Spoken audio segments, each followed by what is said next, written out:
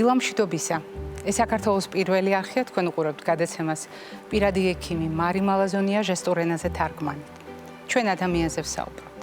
ადამიანზე, რომლის სიცოცხლე ყველაზე დიდი ღირებულებაა ნებისმიერ საზოგადოებაში. ჩვენ ვსაუბრობთ ადამიანის ჯანმრთელობაზე და ვსაუბრობთ ჯანმრთელობის სხვადასხვა წახნაგზე. მოდით გავიხსენოთ ზოგიერთი მათგანი და ვთქვათ, რომ ჯანმრთელობა არის ფიზიკური, სულიერი, უფრო ზუსტად თუ ვიტყვეთ, სრული ფიზიკური, მენტალური და სოციალური კეთილდღეობა. თუმცა თანამედროვე წარმოდგენა ჯანმრთელობაზე იმდენად გაფართოვდა, რომ მხოლოდ სამი წახნაგი ჯანმრთელობის აღქმისთვის საკმარისი არ არის. და ჩვენ ვსაუბრობთ იმაზე, რას ვგრძნობთ, ანუ როგორია ჩვენი ემოციური ჯანმრთელობა, როგორია ჩვენი ურთიერთობები, როგორია ჩვენი სოციალური ჯანმრთელობა, როგორია ჩვენი ფიქრები, ანუ ჩვენი მენტალური ჯანმრთელობა. ვინ ვართ ჩვენ, ანუ ჩვენი სულიერი ჯანმრთელობა და რაც თავარია ვითვალისწინებთ, როგორია ის გარემო, რომელშიც ჩვენ გვიწევს ცხოვრება და ურთიერთობა. და სწორედ ასეთივე წახნაგები აქვს კეთილდღეობას. წახნაგები, რომელიც ჯანმრთელობას იტევს და თავისთავად გვეუბნება, რომ ჯანმრთელობა უდავოდ არის კეთილდღეობა. მაგრამ, როდესაც ვამბობთ, რა განსაზღვრავს ჯანმრთელობას, აუცილებლად ვნახავთ ჩამონათვალში გენეტიკასთან ერთად ცხოვრების წესს. დიახ, ჩვენი ცხოვრების წესი ბევრად განსაზღვრავს იმას, რამდენად ჯანმრთელები ვიქნებით დღეს და რამდენად ჯანმრთელები ვიქნებით მრავალი წლის შემდეგ. თუმცა არ უნდა დაგვავიწყდეს გარემოს როლი და ამ გარემოში უნდა მოვიაზროთ ცოცხალი და არაცოცხალი გარემო, სადაც ადამიანის პასუხისმგებლობა უზარმაზარია. ჩვენ დღეს ვამბობთ, რომ ადამიანი ყველაზე განვითარებული ძუძუმწოვარაა და იმ ევოლუციურ გზაზე, რომელიც მან გაიარა, დღეს პირამიდის, ბიოლოგიური პირამიდის მწვერვალში მოექცა თავისი ინტელექტის დამსახურებით. თუმცა ეს ნიშნავს იმას, რომ მისი პასუხისმგებლობა კიდევ უფრო დიდია გარემოს წინაშე და დღევანდელი ჩვენი ისტორია ამის საუკეთესო დასტური გახლავთ. ჩვენ გვაქვს ასეთი პროექტი პირადი ექიმის გუნდი, სადაც ადამიანები ერთი იდეის გარშემო ერთიანდებიან და ეს იდეა ადამიანის სიცოცხლეს და ჯანმრთელობას წაადგება. ასეთი გახლავთ დღევანდელი ისტორიაც, მაგრამ განსაკუთრებით საყურადღებოა და თვალშისაცემი ის, რომ ახალგაზრდები თვითონ აყალიბებენ საკუთარ გარემოს. ახალგაზრდები ისე გეგმავენ თავიანთ ცხოვრების წესს, რომ მათ უზრუნველყონ საკუთარი გარემოს ჯანმრთელობა. მე ვფიქრობ, ეს განსაკუთრებით ნიშანდობლივია იმ ისტორიაში, რომელიც ლუკა ფანქველაშვილმა მოამზადა.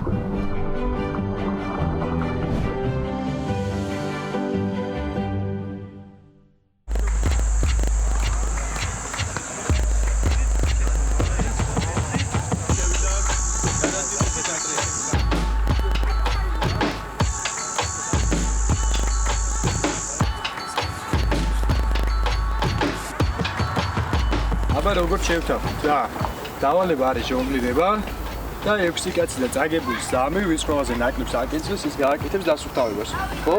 ჩვენი ნაგავი, ნუ ჩვენივე მოსავლელია, ხო ესეა? ამიტომ ეს იყოს დავალება.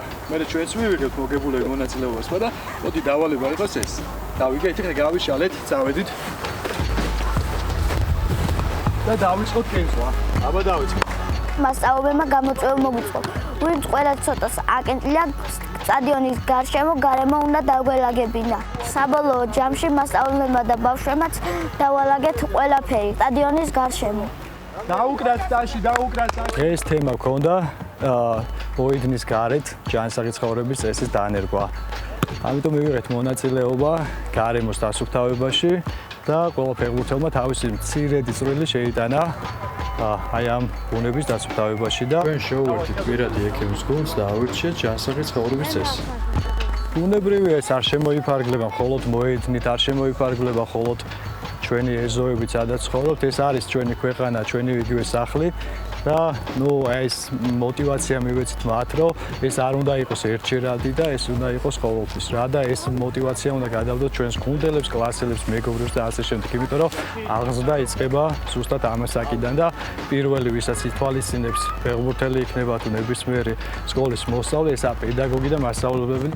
ბუნებაში არ შეიძლება ნაგვების დაყრა, ხან სუფთა ჰაერი აღარ იქნება. რაღაცებს ოყრიან ადამიანები და ყველაფერს რო აფუჭებენ, რო ალაგებთ უფრო ის ჯანსაღი. იმისთვის დავალაგეთ ჩვენ, რომ თუ აგდებთ რაღაცებს, უაზიანებთ ბუნებას და ხეებს და ყველაფერს, ცოცხალ არსებებს. მოუწოდებ ყველას პირველ რიგში მინდა გითხრათ, ეს არა მხოლოდ სპორტის წარმომადგენელს არ ეხება და ეხება ყველას რა, ჩვენი წვლილი შევიტანოთ ჩვენი ქვეყნის განვითარებაში და ეს შეიძლება იყოს მცირე პროპაგანდა იმის, რომ შეიძლება მცირედით რაღაც მონაწილეობა მივიღოთ ქვეყნის კეთილდღეობაში. ეს შეიძლება ბევრს არ ნიშნავდეს, მაგრამ აქედან იწყება და აქედან გამომდინარე ის, რომ ჩვენ რაღაცა ნივთებს დაყრებს ავიღებთ და დავასუფთავებთ, რაღაცა ქვეყნისთვის ელემენტარულს ვაკეთებთ. ვისაც მეტი შეუძლია, ავტომატურად მეტი უნდა გააკეთოს. კარგია რომ ამას აქედანვე ეჩვევით. ამიტომ მარტო სპორტი არაა ყველაფერი და ამისთვის მადლობას გიხდით. მე ავირჩიეთ ჯანსაღი ცხოვრების წესი. მე და ჩვენ გუნდელებმა ავირჩიეთ ჯანსაღი ცხოვრების წესი.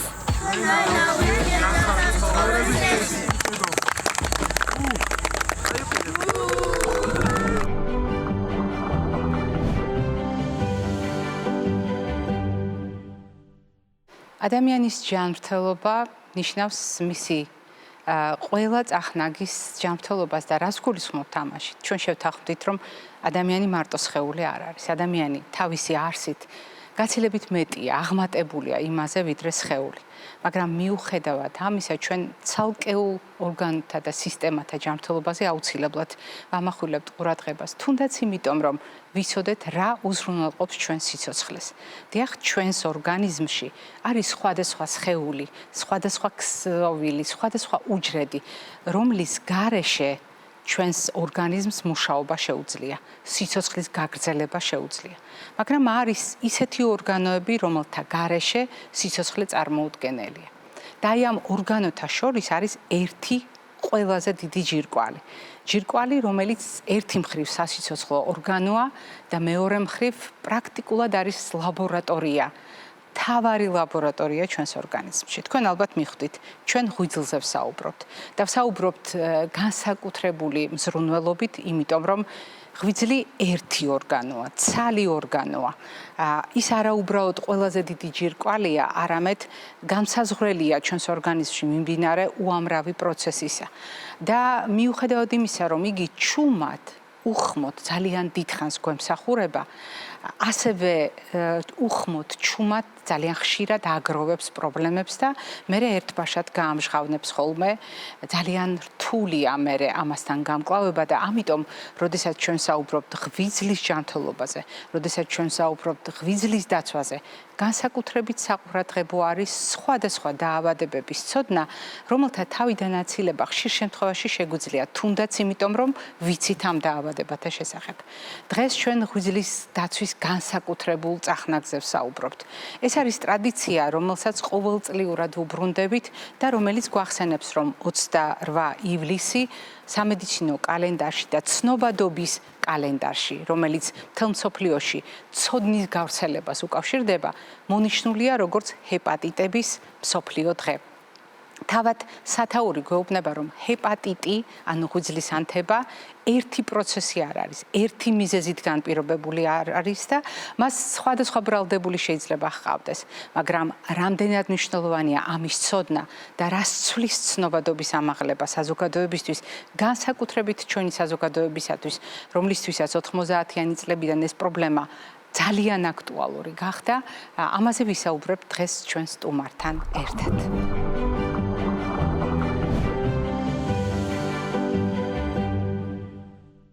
მე უკვე გითხარით, რომ დღეს 28 ივლისს სამედიცინო საზოგადოება და არა მხოლოდ სამედიცინო საზოგადოება ისაუბრებს ღვიძლის ჯანმრთელობაზე განსაკუთრებული მზრუნველობით, თუნდაც იმიტომ, რომ დღეს ჰეპატიტების მსოფლიო დღეა. და ჩვენ არ ვარღვევთ ტრადიციას, რასაკვირველია ამ თემას ჩვენც აუცილებლად ვეხებით და იმ ინფორმაციის გათვალისწინებით, რომელიც წლევანდელ თარიღს უკავშირდება. დღევანდელი ჩვენი გადაცემის სტუმარი გახლავთ, ჩვენი გადაცემის ძალიან დიდი ხნის მეგობარი და გულშემატკივარი, რომელსაც თქვენ ძალიან კარგად იცნობთ, იგი გახლავთ თბილისის სახელმწიფო სამედიცინო უნივერსიტეტის პროფესორი, ექიმი ინფექციონისტი, ჰეპატოლოგი, მედიცინის მეცნიერებათა დოქტორი ქალბატონი ელზა ვაშაკიძე. დილამშვიდობისა ქალბატონო ელზა. გამარჯობათ ქალბატონო მარი, ჩემთვის დიდი პატივია დღევანდელ დღეს ჩვენი მაყურებლის წინაშე გამოსვლა. ძალიან ხშირად, როდესაც ჩვენ ცნობადობის თარიღებზე ვსაუბრობთ, ჩვენ ხას უსვამთ იმას, რამდენად მნიშვნელოვანია ეს პრობლემა იცოდეს ფართო საზოგადოებამ და გავითვალისწინოთ ყოველთვის ის ისტორიები, რომელიც საფუძვლად დაედო ამ თარიღების აღნიშვნას. რატომ 28 ივლისი და რატომ არის საერთოდ მნიშვნელოვანი და საჭირო, რომ ჰეპატიტების მსოფლიო დღე აღნიშნოთ სხვადასხვა ქვეყანაში. მადლობ თქვენი ნებართვით ცოტა პრეისტორიის შესახებ გავახსენებ ჩვენს მსმენელსა და მაყურებელს. მინდა გითხრათ, რომ უკვე 15 წელია 2016 წლიდან მსოფლიო აღნიშნავს ჰეპატიტების საერთაშორისო დღეს 2011 წლიდან ოფიციალურად.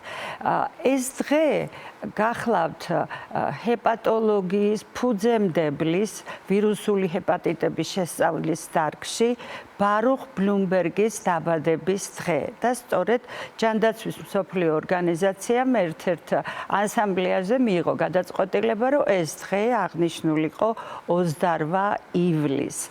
უდიდესია დამსახურება ბლუმბერგის ზოგადად ინფექციური დაავადებების შესწავლის და კონკრეტულად ვირუსული ჰეპატიტების შესწავლის დარგში. სწორედ მისგან დაიწყო პირველი დიაგნოსტიკური ტესტ სისტემების შექმნა და აი კარგად ცნობილი ექიმებისთვის და ვთქვათ უკვე ფართო საზოგადოებისათვის ეგრეთ წოდებული HBS ანტიგენი, ანუ B ვირუსის ზედაპირული ანტიგენი სწორედ ბლუმბერგის მიერ იყო აღმოჩენილი. ეს იყო პირველი დიაგნოსტიკური ტესტ სისტემა, მოგვიანებით იგივე ანტიგენი გახდა საფუძველი კიდევ უფრო დიდი წარმატებისა, ეს გახლავთ B ვირუსის საწინააღმდეგო ვაქცინის შექმნა. და ეს იყო ერა, ეს იყო საუკუნის ბოლოს, მე-20 საუკუნის ბოლოს უდიდესი აღმოჩენა, რამაც საფუძველი ჩაუყარა ზოგადად ვირუსული ჰეპატიტების შესწავლას. თუ დღევანდელ დღეს გადავხედავთ, მინდა გითხრათ, რომ ჯერ კიდევ ჯანდაცვის მსოფლიო ორგანიზაციის მონაცემებით ვირუსული ჰეპატიტები მსოფლიო ჯანდაცვის უდიდეს ტვირთს წარმოადგენს. მილიონობით ადამიანი გახლავთ ინფიცირებული და ჯერ კიდევ ვრცელდება ეს დაავადებები მთელ მსოფლიოში, იმის გარდა, რომ იგი ასევე ასეულათასობით და მილიონობით ადამიანის სიკვდილის მიზეზი რჩება. წლევანდელი ჰეპატიტების დღე, ვირუსული ჰეპატიტების დღე აღინიშნება ეგიდით ერთად დავამსხვრიოთ წინააღმდეგობები, რაც ხელს უშლის ჰეპატიტებით გამოწვეული ტვირთის შემსუბუქებას. და ეს ჩამოყალიბებულია გარკვეული ღონისძიებებით, რომლის შესახებაც მუდმივად უნდა იქნეს შეხსენება გაკეთებული მოსახლეობისათვის. პირველ რიგში იგი შეეხება გაიგეთ თქვენი ინფიცირების სტატუსი, რაც გულისხმობს ხელმისაწვდომობას დიაგნოსტიკის მარტივ მეთოდებზე. თუ ჩვენ აქ პარალელს ჩვენი ქვეყნის სინამდვილესთან გავატარებთ, მინდა გითხრათ, რომ ერთ-ერთი პირველი მსოფლიოში სწორედ C ჰეპატიტის ელიმინაციის პროგრამა ჩვენს ქვეყანაში განხორციელდა და დღესაც უფასო სკრინინგი C ჰეპატიტზე, რომელიც ერთ-ერთი წამყვანი მიზეზი კვლავ რჩება ღვიძლის ციროზის და კიბოს განვითარებისა, სრულიად ხელმისაწვდომია და ყველა ადამიანს შეუძლია ეს სკრინინგი ჩაიტაროს. მეორე მინდა გითხრათ, რომ 2-3 წელია, რაც დაიწყო მეორე ჰეპატიტის, ასევე უმნიშვნელოვანესი B ჰეპატიტის წინააღმდეგ ბრძოლის ძალიან სერიოზული კომპანია და ისიც დიაგნოსტიკის ხელმისაწვდომობით იწყება, რადგან სწორედ ინფიცირების სტატუსის ადრეულ ეტაპზე გაგებით შესაძლებელია პაციენტი იმართოს ისე, რომ მან ღრმა მოხუცებულობამდე პრაქტიკულად მთელი ცხოვრების მანძილზე შეინარჩუნეს მოფუნქციონირე და პრაქტიკულად ჯამრთელი ღვიძლი. ანუ პირველი ეტაპი ჩვენი ქვეყნისათვის სრულიად განხორციელებულია და ყველა შეუძლია ამ სიკეთით რომ ისარგებლოს. მეორე გახლავთ მკურნალობაზე ხელმისაწვდომობა.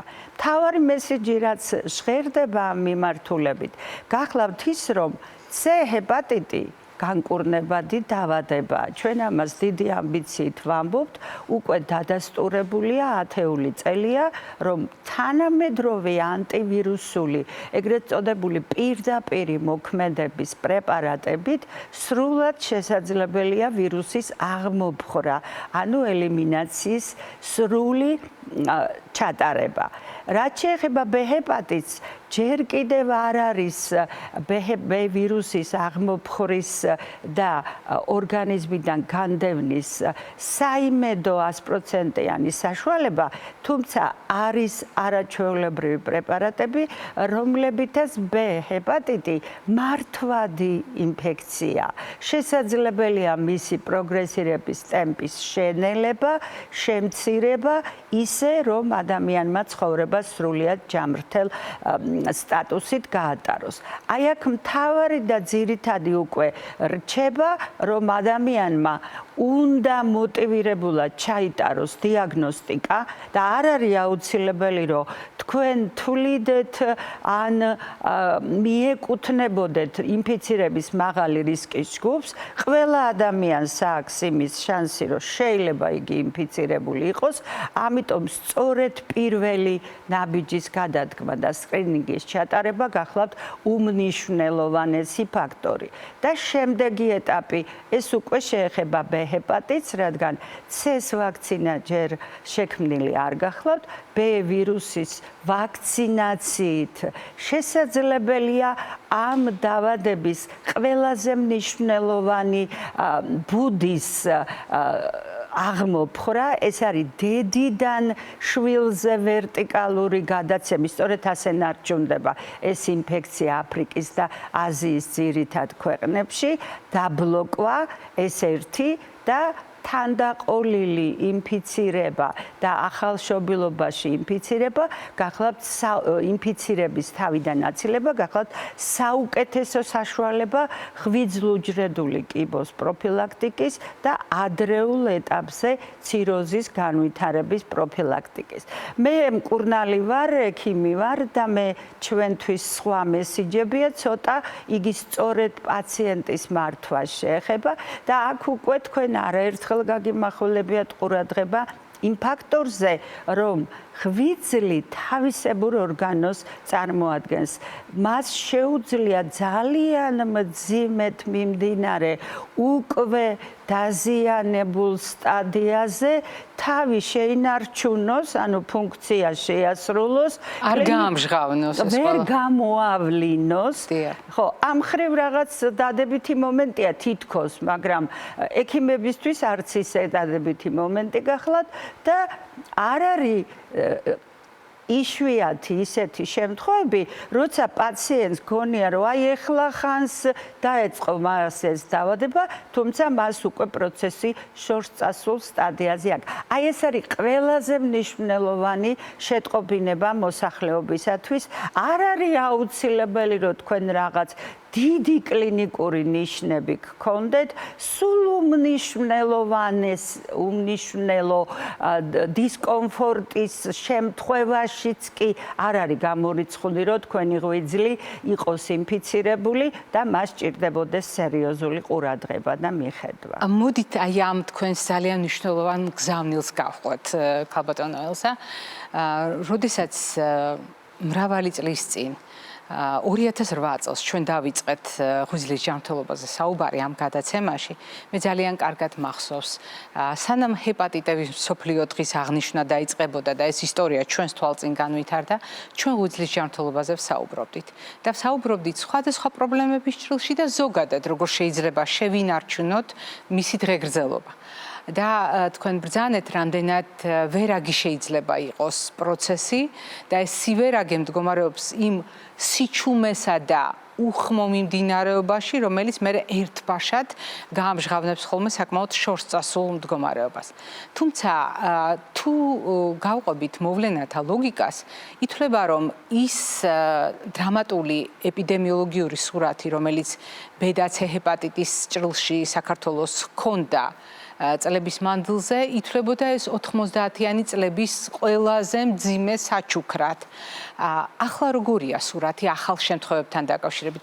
ყველაზე ხშირად რა დგას მიზეზთა შორის? ანუ ყველაზე ხშირად რატომ ემართებათ ადამიანებს, მაგალითად B ჰეპატიტი ან C ჰეპატიტი? თქვენ ნაწილობრივ ახსენეთ, თქვა საფრთხეების და რისკების გააზრებისას ეს საკითხი, მაგრამ მოდით ჩვენი ქვეყნის მაგალითზე ვთქვათ, ყველაზე ხშირად, როდესაც ახალ შემთხვევებს ვაანალიზებთ, რა დგას ამ შემთხვევების უკან? რატომ ემართებათ ადამიანებს? ძალიან საინტერესო კითხვას ვამთ და ძალიან კარგი რაკუსით. მართალია და ძალიან მაღალი ავადობა ჩვენს ქვეყანაში C ჰეპატიტის იყო 90-იანი წლების ასე ვთქვათ საჩუქარი. უარყოფით კონტექსტში, რა თქმა უნდა და ის რომ ჩვენთან ერთ-ერთ პირველ ქვეყანაში დაიწყო ელიმინაციის პროგრამა, ეს არ იყო მარტო იმით გამოწვეული, რომ ვთქვათ ჩვენთან მაღალ დონეზე იყო დიაგნოსტიკა, ან ექიმებმა კარგად იცოდნენ ამის შესახებ, არამედ გახლდათ ის, რომ მსოფლიოში მე-4 ადგილზე ვიყავით ჰეპატიტების C, ჰეპატიტზე ლაპარაკი გავრცელების მხრივ.